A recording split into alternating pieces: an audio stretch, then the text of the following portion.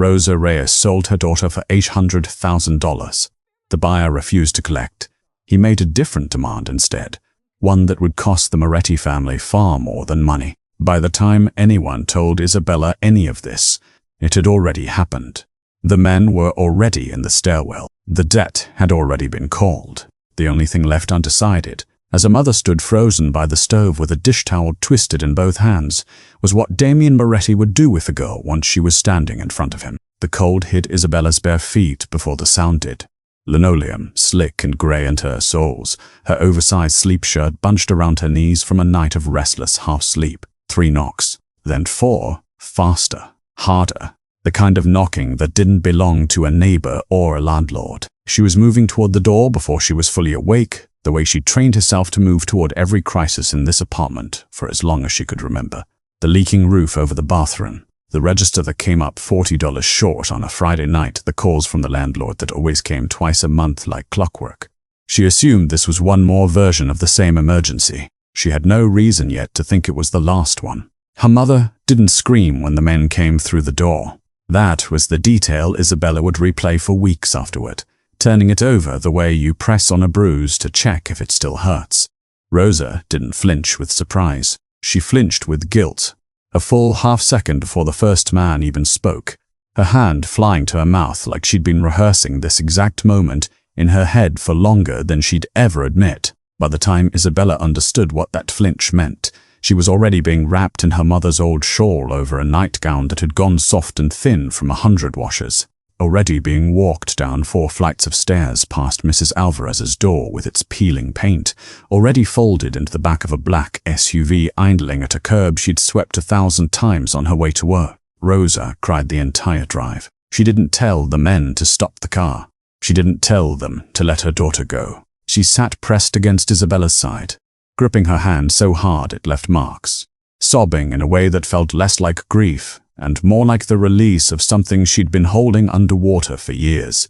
Isabella had spent 3 years working double shifts at her mother's restaurant, the one with a flickering sign and the roof she'd patched herself with a cork gun and a video tutorial because a contractor cost money they didn't have. 3 years of quietly covering shortages in the register that she'd been told every single time were bad luck. A miscounted till, a customer who'd shorted them on change. 3 years of being the daughter who didn't ask where the money actually went, because asking felt like an accusation, and her mother already looked so tired all the time. There had been one bright spot in all of it. A quiet, scared girl who used to come into the restaurant during a blackout 8 months back, and who Isabella had sat with for 20 minutes until her ride came, never thinking about her again after that night. Isabella held on to small kindnesses like that one because there wasn't much else to hold on to. She would find out, before this night was over, exactly how much her mother had actually been carrying, and exactly whose name was signed on the other side of it. The elevator doors opened onto a floor of marble and gold and a ceiling of light fixtures that looked like something out of a museum, not something that existed above a city Isabella thought she'd known her whole life. She gripped her mother's arm the way she had as a child crossing a busy street, fingers digging into thin fabric, and Rosa gripped back, still crying, still not stopping any of it, still letting this happen with every silent step forward. They were brought into a room with floor-to-ceiling windows overlooking a skyline Isabella had only ever seen from the ground. A long table sat at the center of it, and on that table were 2 things laid out with a precision that made Isabella's stomach drop before her mind caught up to why. A stack of cash thick enough to erase a lifetime of scraping by, bonded neatly in rows, and a single sheet of paper with her mother's signature already dried into the bottom of it. Isabella didn't understand contracts. She understood the number, though, when her eyes caught it printed near the top. $800,000. A number so far outside anything in her life that it didn't feel real. The way a car crash doesn't feel real in the half-second before impact. The men who'd brought them stood back near the door, hands folded, eyes down. Not one of them looked at the man seated at the table. Not one of them looked at Isabella either. Like looking at her too directly might mean something, might make them complicit in whatever came next.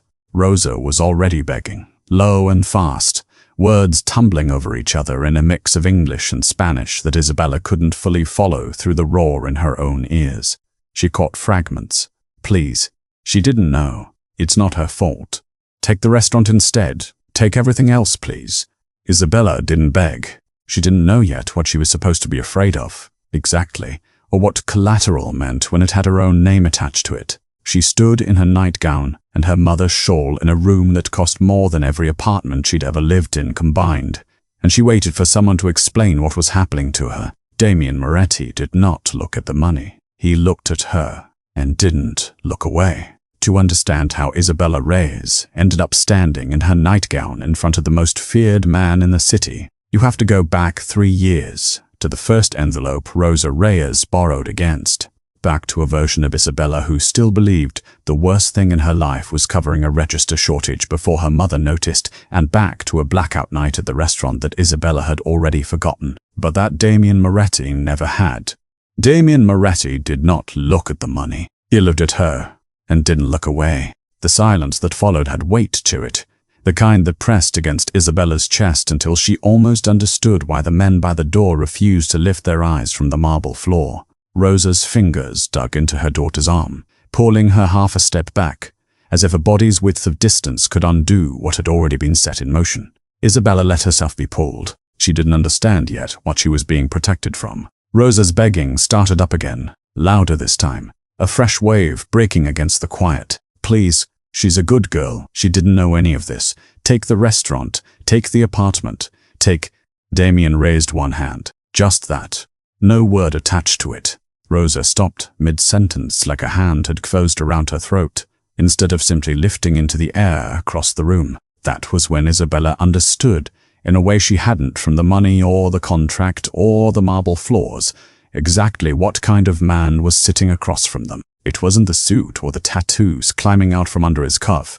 It was the silence he could produce with a single motion, in a room full of grown men who made their living being feared by other people. She looked around at those men now, 3 of them stationed near the door, 1 by the window, and none of them would meet her eyes. Not out of shame, she realized, out of self-preservation. Whatever was about to happen in this room, they didn't want to be looked at when it did. Isabella was the only person in the room who wasn't afraid. Not because she was brave. She simply didn't understand the shape of the danger yet.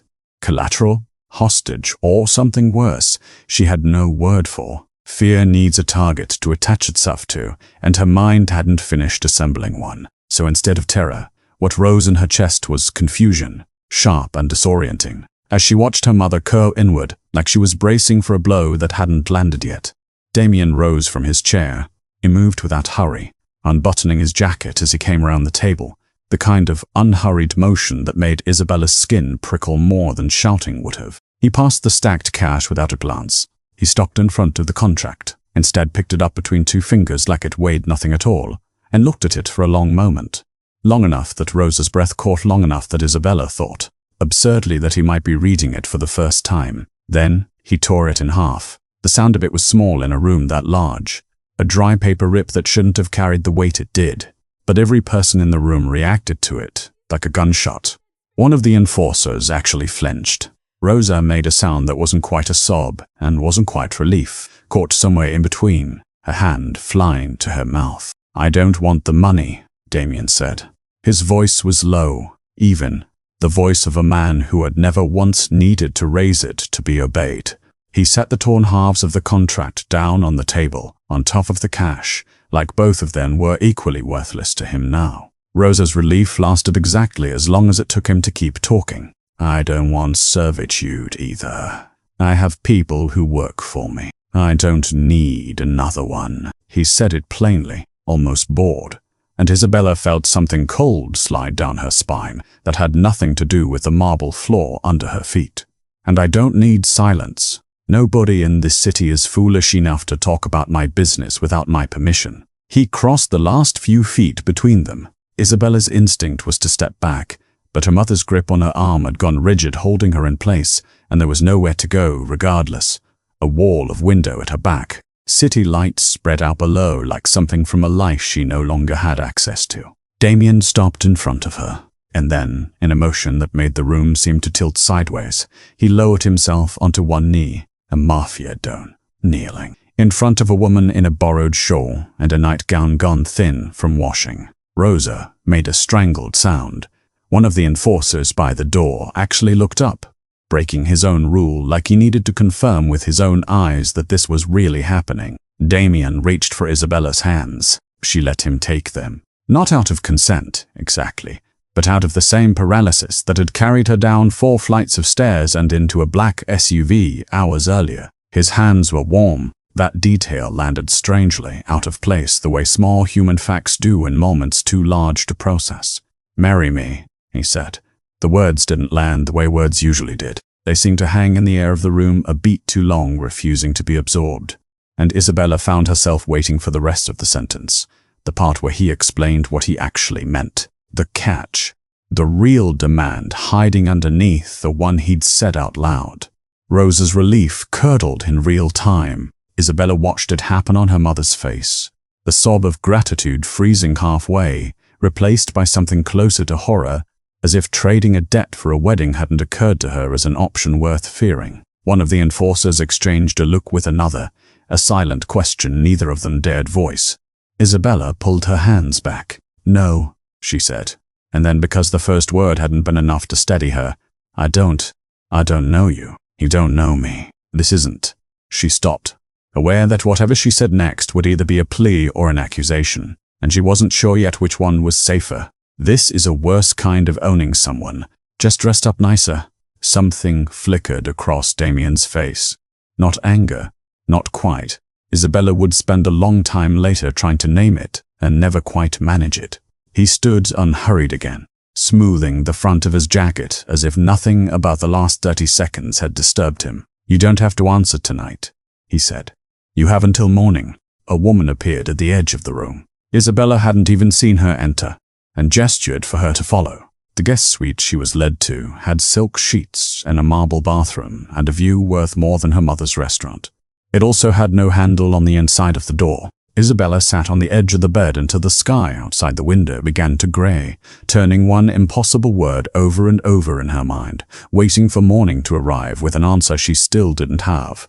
Isabella hadn't meant to fall asleep. She'd meant to sit upright on the edge of that impossible bed until the door opened again, until someone came to collect an answer she still didn't have. But exhaustion had won somewhere past dawn, and when she woke, the light through the floor-to-ceiling windows was the flat, even white of late morning, and for one disoriented second she forgot entirely where she was. Then it came back to her in pieces. The pounding on the door, the black SUV, the torn contract, a man kneeling in front of her saying 2 words that had rearranged everything she thought she understood about her own life. She sat up. The sheets were the kind of soft that didn't exist in her apartment. The kind you only felt in department store displays you weren't allowed to touch. She hated how good they felt against her skin. It seemed like a betrayal of something, though she couldn't have said what. Across the room stood a door she hadn't noticed the night before, slightly ajar. Isabella crossed to it out of a curiosity she didn't entirely trust, and found a walk-in closet larger than her bedroom back home, lined with clothes on wooden hangers, folded sweaters stacked on shelves, shoes arranged by color. She reached for a blouse without thinking, and it was only when she checked the tag that her stomach dropped. Her size. Exactly her size. Not close, not approximate, exact. Down to the specific brand of jeans she'd have picked for herself if she'd ever had the money to. This wasn't a guest room stocked for an unknown visitor. This was a closet built for her, specifically, in advance. She ran her fingers along the sleeve of a cardigan, the exact shade of the one she'd left crumpled on her bedroom floor the night before. The night before. Not similar, not close the exact shade, the kind of soft grey-green she'd never seen on a rack anywhere else, because she'd always assumed it was discontinued. Whoever had filled this closet hadn't guessed her taste. They'd studied it. Isabella didn't get dressed. She stood in the doorway of that closet in yesterday's nightgown, cold in a way that had nothing to do with the room's temperature, and understood that whatever was happening to her had started long before last night. Somewhere at some point she couldn't place. She had stopped being a stranger to this family and started being a subject of study, and nobody had thought to tell her. She found Damien in a study 2 doors down, a room walled in dark wood and shelved books that looked red rather than decorative, a cup of coffee going cold on the desk in front of him. He looked up when she entered, but didn't rise, didn't perform surprise at her early appearance the way she half expected. "The clothes," she said before he could speak first. "They're my size. All of them. Exactly. Yes. How?" It wasn't really a question, the way she said it. More an accusation dressed as one. Damien set down the pen he'd been holding. "Sit down, Isabella." "I don't want to sit down, Isabella. I don't want to sit down. I want to know why a man who could have his pick of anyone in this city is fixated on a stranger's daughter he dragged out of her apartment at midnight." Her voice was shaking, but she kept going anyway. Something in her refusing to let the shake stop her. "You don't know me. You had my clothes ready before you'd even seen me in person. That's not choosing someone. That's planning something." Damien studied her for a long moment. The kind of assessing look she imagined he gave men right before deciding whether they lived or died. When he finally spoke, his voice had gone flatter, colder, like he was reciting something rather than confessing it. "You aren't a stranger to me." Isabella waited. "A year ago, during the blackout that hit the East Side, you were working the counter at your mother's restaurant. A girl came in, 16, maybe 17, terrified, phone dead, no way to call anyone. You sat with her for 20 minutes, got her water, told her it was going to be fine even though you had no way of knowing that. Walked her outside yourself when her ride finally came, stayed until the car pulled away." He paused. "That girl was my sister, Sophia." The name meant nothing to Isabella.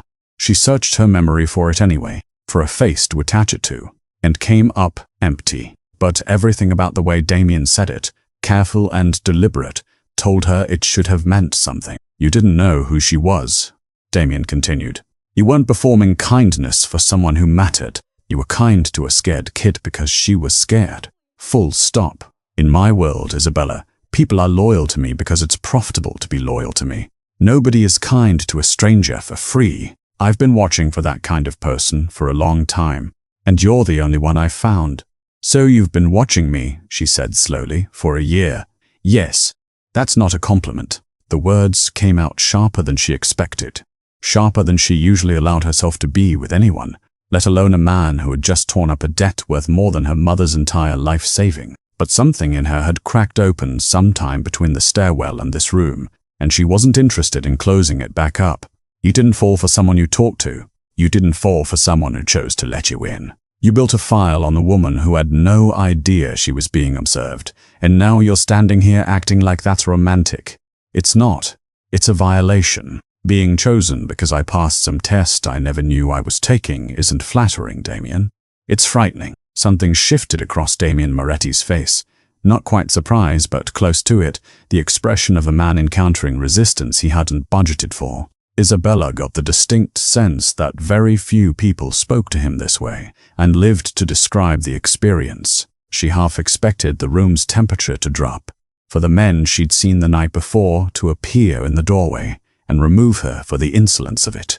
Nothing came, just Damien, silent, studying her the way a man studies a ledger that doesn't balance. He didn't respond right away.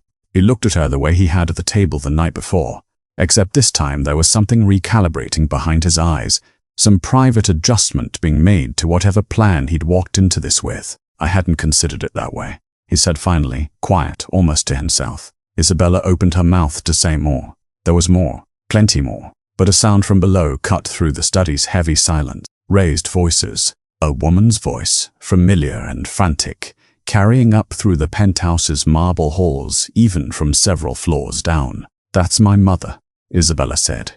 Damien was already moving toward the door. Rosa was not screaming from fear. Isabella understood that the moment she reached the bottom of the staircase, two of Damien's men trailing a careful distance behind her, her mother was screaming from the specific, useless panic of someone who has been caught, not someone who is in danger. It was a sound Isabella recognized from a lifetime of watching Rosa explain away shortages in the till. "They wouldn't let me see her," Rosa was saying to no one and everyone, her hands twisting in the hem of a coat someone had thrown over her nightgown. "I need to see my daughter. I'm here."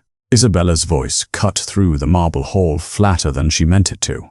"I'm right here." Rosa turned, and for a moment the relief on her face was so raw that Isabella almost forgave everything before she remembered there was nothing yet to forgive. only question she hadn't asked. Damien arranged it without being asked twice. A sitting room, smaller than the study, with a guard posted outside the door instead of inside it. 10 minutes, he told Isabella quietly, before he left them to it. I'll be close. The door clicked shut. Rosa reached for her daughter's hands, and Isabella let her take them, though she didn't return the grip. Ma. Isabella kept her voice low, level, the way she'd learned to keep it when the register came up short, and someone needed to stay calm enough to count it twice. How much did you actually owe? Isabella. How much? Rosa's mouth opened and closed. The roof, the walk-in cooler when it broke last spring, the health inspector, the fine, you remember. I remember all of it. I was there for all of it. I covered half of it myself, out of my own tips, and you told me every single time it was just bad luck.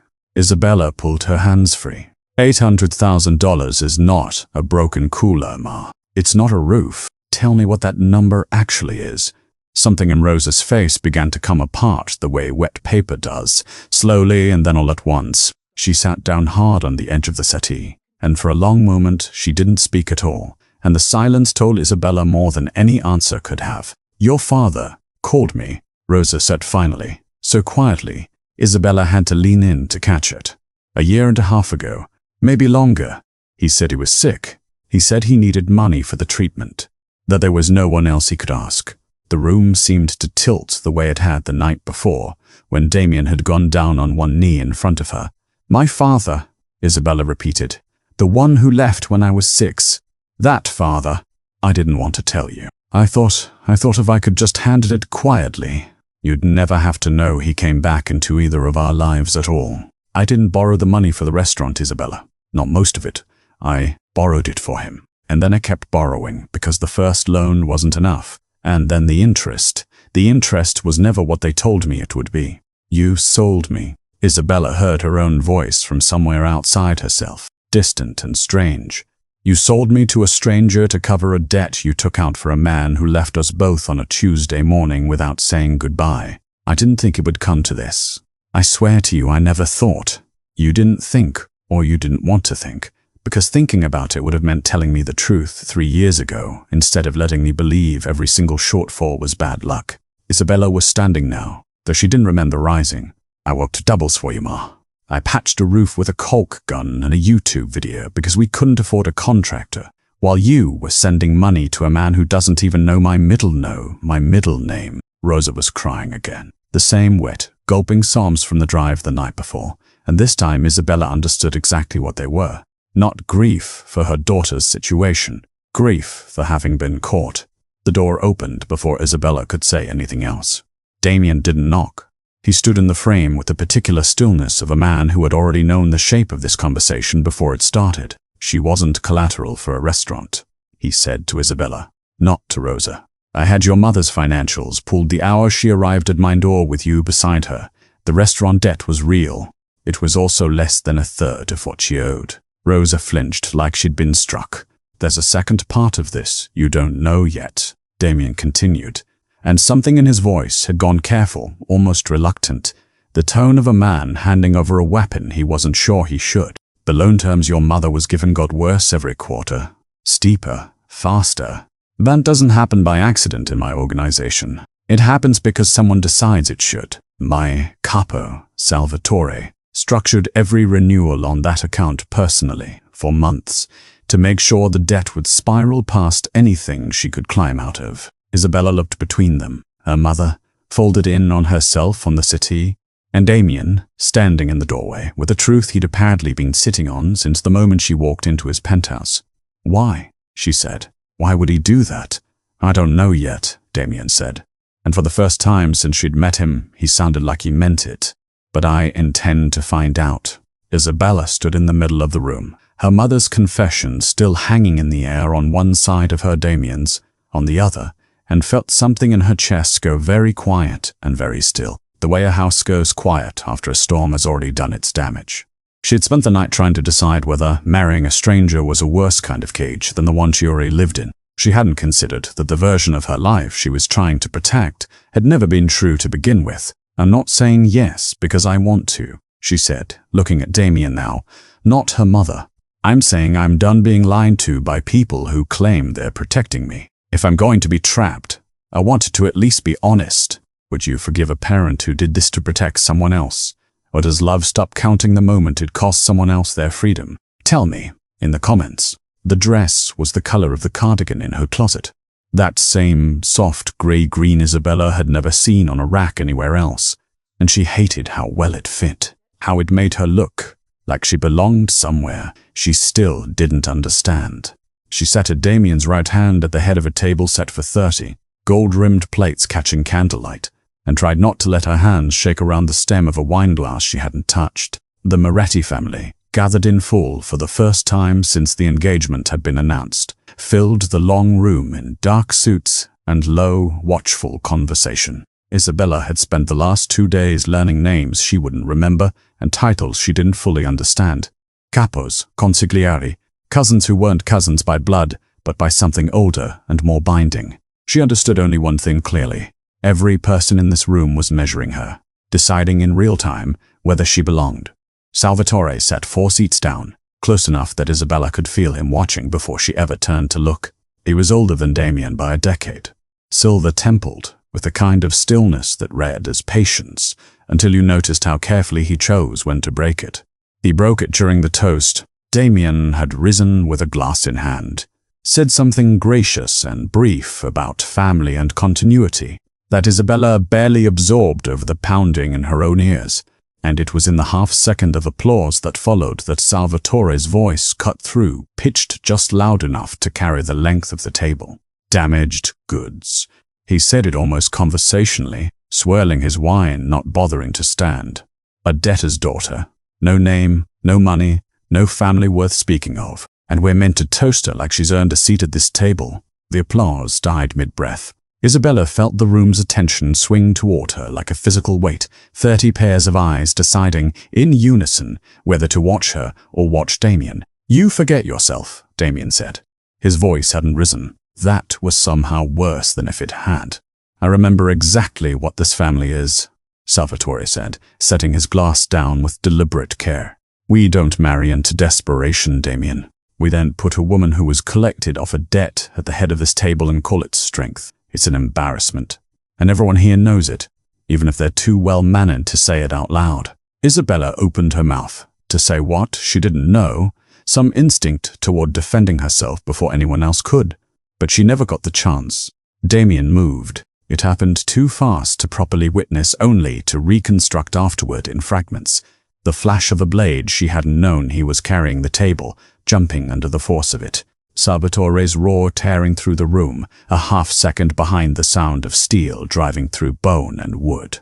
The knife stood upright, buried through the back of Salvatore's hand and into the table beneath it, pinning him in place like something mounted for display. Blood spread fast and dark across the white cloth. Nobody moved to help him. Nobody moved at all. "Say it again," Damien said, quiet, almost gentle, leaning close enough that only the nearest guests would have heard it clearly. "Say it again, and it will not be your hand next time." Salvatore's face had gone the color of the tablecloth beneath his blood, his jaw locked around whatever sound he was refusing to let out. He didn't say it again. Isabella sat frozen through all of it. And it was only afterward, in the strange ringing quiet that followed, that she noticed the thing that unsettled her more than the blood soaking into white linen. She looked around the table, at the wide eyes, the carefully blank faces, the 2 men nearest Salvatore who'd gone rigid without daring to help him, and understood that every single person in that room was afraid. She wasn't. She sat beside a man who had just driven a knife through another man's hand without raising his voice, and whatever she felt in that moment, twisting cold through her chest, it wasn't fear. She turned the realization over the way she'd turned over his proposal the night before, and found she still didn't have a name for it. Damien pulled her from the table before the staff finished clearing Salvatore out his handlight at the small of her back, guiding her into a private room off the main hall where the noise of the dinner fell away behind a closed door. "You should be afraid of me right now," he said, once they were alone. It wasn't a threat. It sounded, strangely, like an honest question. "I know," Isabella said. "I'm not." He studied her the way he had in the study, that same recalibrating look. A man encountering a variable his ledger hadn't accounted for. Everyone is afraid of me. It's the only currency that's ever kept me safe. I've been afraid my whole life, Isabella said quietly, of the register coming up short, of the roof caving in, of my mother's face every time the phone rang. I don't have room left to be afraid of a man who just proved he'd bleed someone for saying my name wrong. She hesitated. That doesn't mean I trust you. It just means I'm out of fear to spend on you specifically. Something shifted behind Damien's eyes. Not quite a smile. Nothing so simple. I don't know what to do with a woman who isn't afraid of me, he admitted, low. And it was the first true thing he'd said to her since the penthouse. Should Isabella trust a man capable of that kind of violence, even when it was done to defend her? Tell me what you do in the comments. Down the hall, in a room with the lights kept low, Salvatore sat with his ruined hand wrapped tight against his chest, a phone pressed to his ear with the other. It's arranged, he said, voice flat, stripped of the wine-warm ease he'd worn at the table. The wedding, the girl. Everything you need to know about the Moretti's weakness is standing at that altar in 3 weeks. A pause, listening. Yes, I'm certain. Move when I tell you to move. He ended the call and sat alone in the dark, cradling his hand, already rebuilding the version of the family that didn't include a man who'd humiliate him at his own table. The gown had been tailored to her, not against her. Isabella noticed that first, standing in front of the mirror while a seamstress made last adjustments to the waist. Every dress she'd ever owned had been chosen to minimize something, the softness of her hips, the fullness she'd spent years apologizing for under oversized shirts and her mother's borrowed cardigans. This one didn't hide anything. It followed the actual shape of her, like whoever had designed it had looked at her body and decided it didn't need correcting. She thought of the closet in the penthouse. Every item exact to her size before she'd ever set foot in the room. She'd called it a violation once, to Damien's face. Standing here now, she wasn't sure that word still fit. It felt less like being studied and more, uncomfortably, like being known. 3 weeks had passed and Salvatore's hand had been pinned to a dinner table. 3 weeks of guarded rooms and rushed fittings and a wedding, assembled at a pace that told Isabella, more than anything Damien had said aloud, that he considered the engagement a countdown rather than a courtship. She hadn't asked why. She'd stopped expecting straight answers to that particular question days ago. Rosa stood near the back of the chapel when Isabella walked in, flanked by 2 of Damien's men, not quite a guest and not quite a prisoner. Their eyes met across the aisle. Isabella hadn't forgiven her.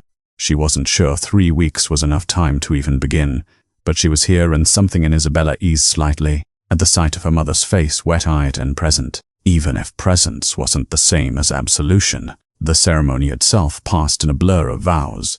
Isabella barely heard herself say Damien's hand steady around hers, his eyes not once leaving her face the way they hadn't in the penthouse study, the way that used to frighten her, and now only felt like weather she'd learned to stand in. The reception moved into the estate's grand hall an hour later, music and low conversation filling a room strung with white flowers. And it was somewhere between the first toast and the cutting of the cake that the doors at the far end of the hall blew inward. The first gunshots came before anyone fully registered. The doors were gone. Screaming followed a half-second behind, chairs scraping, glass shattering, the whole glittering room folding into chaos. Isabella felt herself grabbed and pulled before she understood what was happening. One of Damien's men hauling her sideways through a side door off the chapel corridor, shoving her into a small anteroom used for the bridal party's things. Coats and garment bags hung along one wall. "Stay down," he said, and then he was gone. Back into the hall, and Isabella was alone. She could hear it through the door. Gunfire, shouting in 2 languages, the particular percussive chaos of a room fighting for its life. She pressed herself into the corner behind a rack of coats, heart slamming so hard she could feel it in her throat, and told herself this was not the same fear that had carried her down 4 flights of stairs 3 weeks ago. That fear had been passive. This one had teeth. The door opened. Not one of Damien's men. A stranger in dark tactical gear, gun already rising, scanning the room with the flat efficiency of someone who'd been given a name and a photograph and nothing else. His eyes found her in a corner, and something in his posture relaxed. Target acquired. Job half finished. Isabella didn't think. She grabbed the heaviest thing within reach, a bronze candlestick from the small table by the door, thick and cold in her hand, and swung it into the side of his head before his gun finished leveling. He staggered and she swung again, harder. Both hands this time, everything she had left after weeks of being handled and moved and decided for going into that single motion. He went down and didn't get up. She stood over him, chest heaving, candlestick still gripped tight enough to whiten her knuckles. And it was in that exact moment that Damien appeared in the doorway. He took in the scene in less than a second. The downed man, the candlestick, Isabella standing rather than cowering. And something crossed his face that Isabella would later understand was closer to recognition than relief. He didn't ask if she was hurt. He seemed to already know the answer. "Stay here," he said. And then he was moving past her, back into the hall, and the gunfire that followed was shorter and more decisive than what had come before. By the time Isabella made herself walk back out into the wrecked reception hall, it was over. Bodies of men she didn't recognize lay scattered near the broken doors. Damien's men were already moving through the wreckage with the grim efficiency of people who had done this before and near the estate side entrance. Two of them had Salvatore on his knees, his ruined hand still wrapped, his other arm twisted behind his back. He tried to leave through the service gate, one of the men reported. Car was already running. Phone had the mercenary contact saved under a fake name. Same number that pinged the estate's schedule to a rival family 3 days ago. Salvatore didn't bother denying it. He knelt in the dirt with his jaw set, refusing to look at either of them. A man who'd gambled on humiliation being worse than defeat and lost both anyway. Damien crossed the wreckage of the hall toward her, stepping over shattered glass and torn white flowers, and stopped in front of Isabella without reaching for her, as if some part of him understood that after everything, she needed to be the one to close the distance. She did. Isabella stood beside him instead of behind him, still in her wedding dress, blood on her hands that wasn't her own, and for the first time since a black SUV had pulled her out of her old life, she didn't feel like something being protected. She felt like something standing behind them. Salvatore was hauled to his feet, and the estate that had been strung with white flowers an hour earlier settled into the particular quiet that follows violence, the counting of what's left and what still has to be answered for.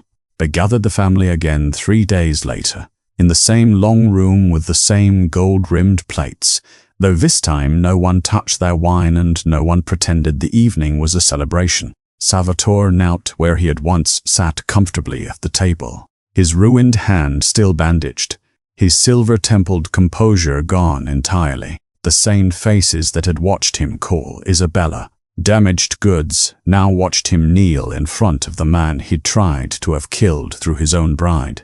Isabella stood beside Damien rather than behind him, the way she had in the wreckage of the wedding hall, and made herself watch rather than look away. "You sold the schedule," Damien said, and it wasn't a question. "You sold the gate codes. You sold my wife to men who were paid to make sure I understood what it cost to embarrass you at my own table." Salvatore didn't beg the way Rosa had begged weeks ago, in a room with floor-to-ceiling windows. He simply said, low and without apology, "You would have done the same in my position. She's not one of us. She never will be. That was never yours to decide," Damien said. It was over quickly, and Isabella did not flinch, though something in her chest went very still and very quiet. Not satisfaction, not quite grief. Something with no clean name, the closing of a loop that had opened the moment a man had called her worthless, in front of 30 people who'd said nothing. When it was finished, the room exhaled as one body, and Isabella understood, washing the faces around her, that whatever tenuous claim she'd had on their respect before had just solidified into something closer to certainty. She hadn't looked away. That, apparently, counted for more in this family than anything she could have said. Rosa was waiting for her the next morning in a small sitting room Isabella had claimed as her own over the past weeks. The first space in the estate felt like it belonged to her rather than to the family she'd married into. Her mother sat with her hands folded tightly in her lap. No shawl this time, no performance of collapse. "I want to tell you the rest of it," Rosa said. "All of it. Not the parts that make me look like I had no choice, because I did have a choice, and I made the wrong one for a long time before I ever borrowed a single dollar." Isabella said nothing, just sat across from her and waited, The way she'd learned to wait in rooms where the truth arrived slowly or not at all. Your father left because I let him, Rosa said, not because he forced his way out. I told him to go the night I found out about the other woman, and I meant it, and I was proud of myself for meaning it. And then he called. 1.5 years ago, sick and scared and alone, and some part of me that I am not proud of wanted him to need me again, wanted to be the person who saved him, after 20 years of being the person he left. Her voice cracked. I told myself I was protecting you by not telling you he'd come back. The truth is, I didn't tell you because I knew exactly what you'd say. I knew you'd tell me not to give him a single dollar, and you'd have been right, and I didn't want to hear it. So I stopped asking you anything at all.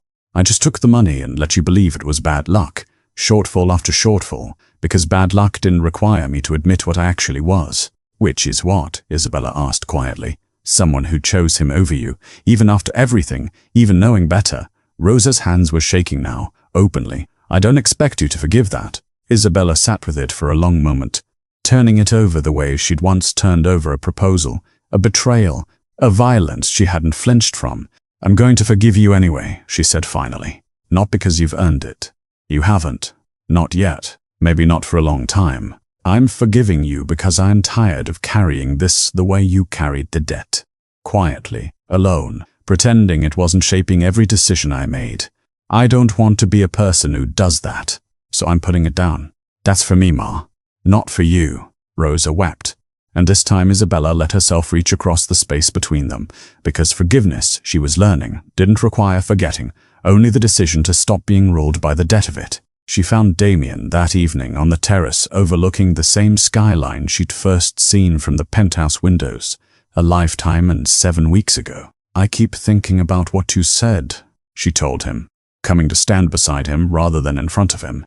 That first night. That you don't want servitude. That you have people who work for you and don't need another one. She watched the lights spread out below, the city that no longer felt entirely foreign to her. I want you to know I'm not staying because of the debt or the ring or because there's nowhere else for me to go. I could go. You'd let me, I think, if I asked. I would, Damien said, and it cost him something to say it. She could tell. I'm staying because I choose to. That's the whole reason. Not payment, not property. A choice made by someone who's finally allowed to make one. She turned to face him fully. I need you to hear the difference. I hear it, he said, and reached for her hand the way he had that first night. Except this time, she didn't let herself be taken. She took his hand back. Do you think Isabella made the right choice? Forgiving her mother and choosing to stay? Let me know in the comments below.